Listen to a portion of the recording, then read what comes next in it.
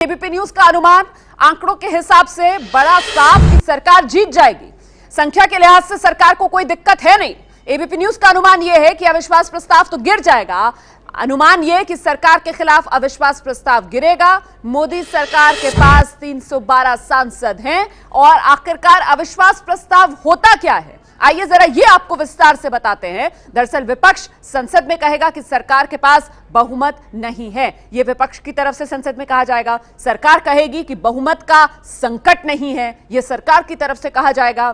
Speaker प्रस्ताव पर voting करा सकती हैं, वोटिंग हो सकती है इस प्रस्ताव पर। अविश्वास प्रस्ताव में सरकार के पास जो सांसदों की संख्या अगर कम होती है तो फिर सरकार गिर सकती है, तो सरकार के लिए खतरा। लेकिन यहां मोदी सरकार के लिए किसी तरीके की कोई दिक्कत है नहीं, क्योंकि फिलहाल लोकसभा में बहुमत का जो आंकड़ा है वो 268 है और बीजेपी के अपने जो सांसद हैं वो 272 हैं। इसके अलावा एनडीए के सहयोगियों को अगर जोड़ दिया जाए तो फिर तो यह आंकड़ा 312 पर पहुंचता है। तो यहां पर देखिए संख्या जो है वो पूरी तरीके से सरकार के पक्ष में, मोदी सरकार के साथ 312 सांसदों का साथ, जबकि बहुमत का आंकड़ा महज 268 का। ऐसे में एबीपी न्यूज का अनुमान साफ तौर पर यह कि सरकार जीतेगी, अविश्वास प्रस्ताव सरकार के खिलाफ गिरेगा।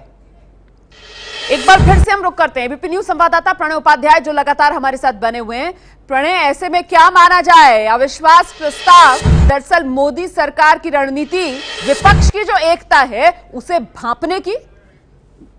जी हाँ, बिल्कुल। अगर आप देखें तो ये अविश्वास प्रस्ताव किसका स्वीकार हुआ है? अविश्वास प्रस्ताव टीडीपी का स्वीकार हुआ है। वही टीडीपी जो कि सरकार से अभी कुछ समय पहले बाहर आई है। सरकार के समर्थन में एक समय में वो एनडीए के हिस्सेदार थे, एनडीए के सहयोगी थे, अब बाहर आए हैं।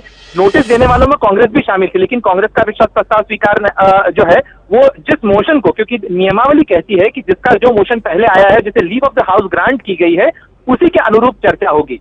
तो इसमें कहीं ना कहीं सरकार की स्वीकृति के पीछे भी एक फ्लोर ऑफ मैनेजमेंट की और एक फ्लोर की जो राजनीति है सदन की, वो भी नजर आती है। और इसमें ये देखना होगा कि सरकार विपक्ष को किस तरीके से बिखरा हुआ और टूटा हुआ दिखाने में कामयाब होती है, प्रधानमंत्री किस तरीके से अपने जवाब देते हैं, और जिन मुद्दों को सरकार के घेरने की तैयारी कर रही थी।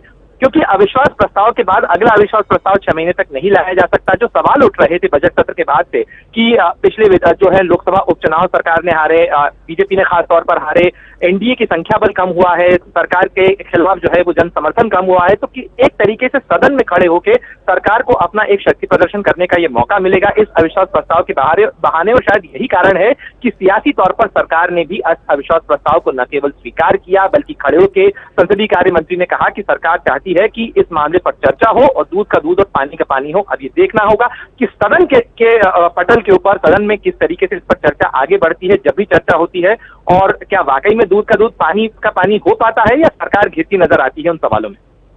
बहुत बहुत धन्यवाद प्रणय उपाध्याय इस तमाम जानकारी के लिए। तो मोदी सरकार के खिलाफ पहला अविश्वास प्रस्ताव जो विपक्ष की तरफ से लाया गया, सरकार ने जिसे स्वीकृति दी।